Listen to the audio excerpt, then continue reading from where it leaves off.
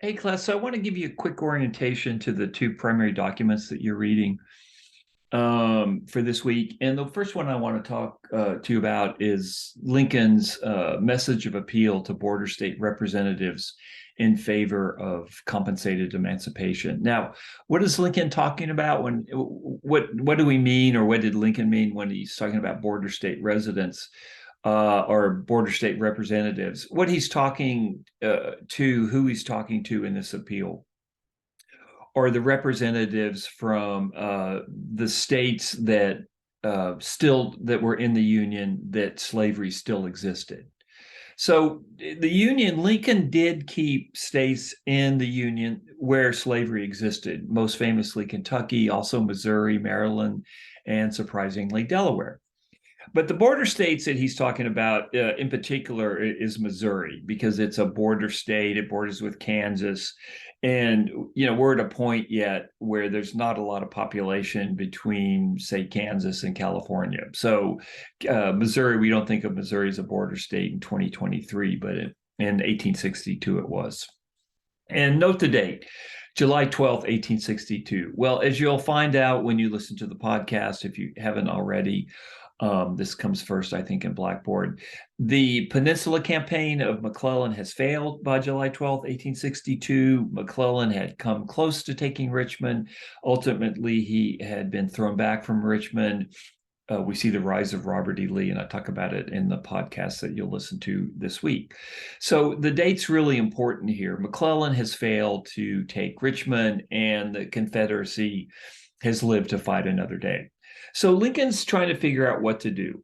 He's reluctant to issue a order emancipating the enslaved as a war measure, and of course it is a war measure in his mind, and he couches it as that. He never talks about the morality of emancipation. It's always about the fact that it's a war measure, that when he issues it, and by the way, he's going to issue the Emancipation Proclamation in September 1862. We're not there yet, but we're getting there. We're only a couple of months away. So Lincoln has one more card to play. So he appeals to these border state representatives, especially the folks from Missouri, and he says, look, let me buy your slaves. It's really cheaper for Washington to buy not only your slaves, but all the slaves that exist in the United States. And maybe we can end the war this way, that Washington will purchase all the slaves. And sure, that will be expensive, but it's a lot less expensive than fighting the war. And so Lincoln, this is what this appeal is about. He's trying to convince these folks, especially the representatives from Missouri, let the government buy your slaves, and then you'll become an example to Southern whites in the Confederate States. And maybe they'll fall in line, and maybe they'll agree to sell their slaves to Washington, and we can end the war this way. Well, this is a failure. It's a complete failure, this appeal. The representatives from Missouri just kind of laugh among themselves, and they say no.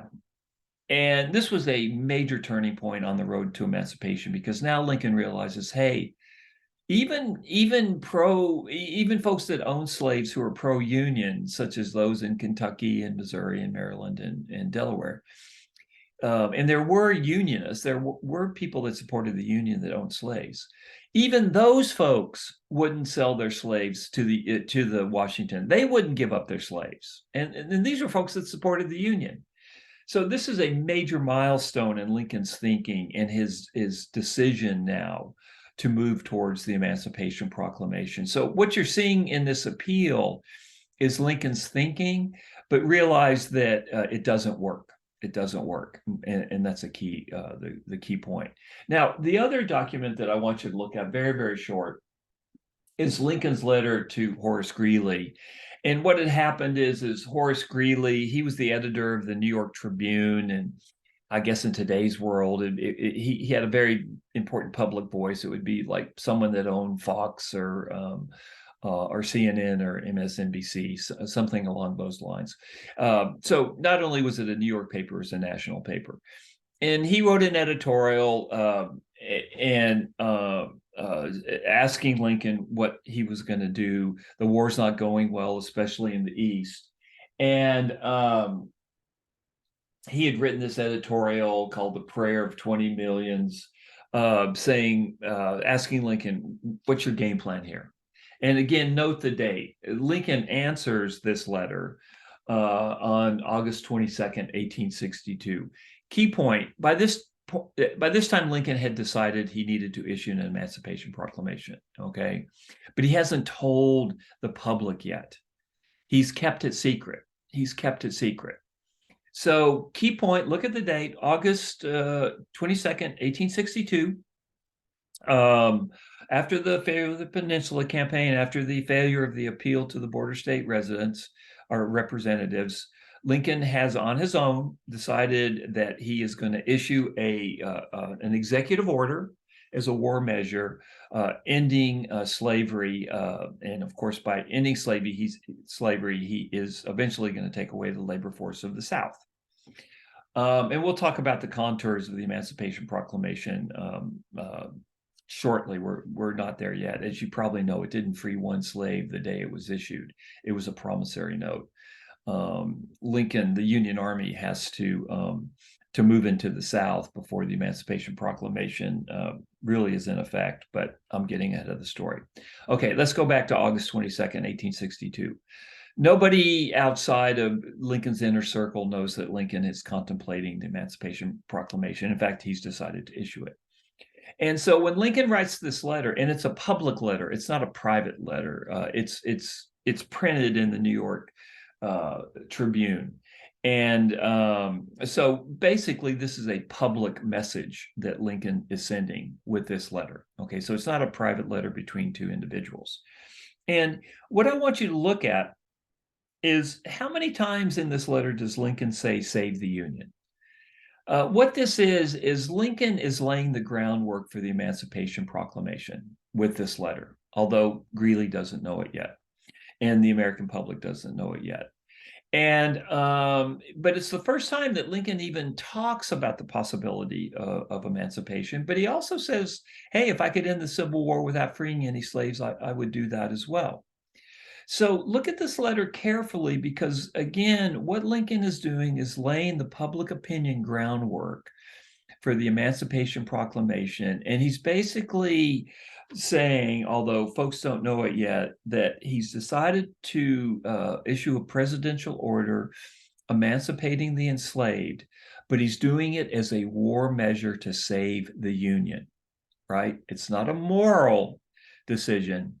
It is a wartime decision. He's doing it in his capacity as a wartime leader. But he hasn't, he's, like I say, he's not announcing the Emancipation Proclamation in this letter to Greeley.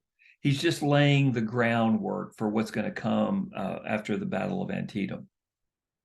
So take a look at this, and there is it's a really great letter. I love the last line, and I love how condensed it is. So look at how often Lincoln says, "Save the Union, save the Union. Whatever I do about slavery, I do to save the Union." But I love the line in the third paragraph when Lincoln says, "I will try to correct errors when shown to be errors, and I shall adopt new views so fast as they appear to be true views." And shouldn't we all live like that? Shouldn't we all correct errors when we find in our life, when we find them to be errors, and adopt new views when we realize that they're true views? I just think there's a great life lesson here.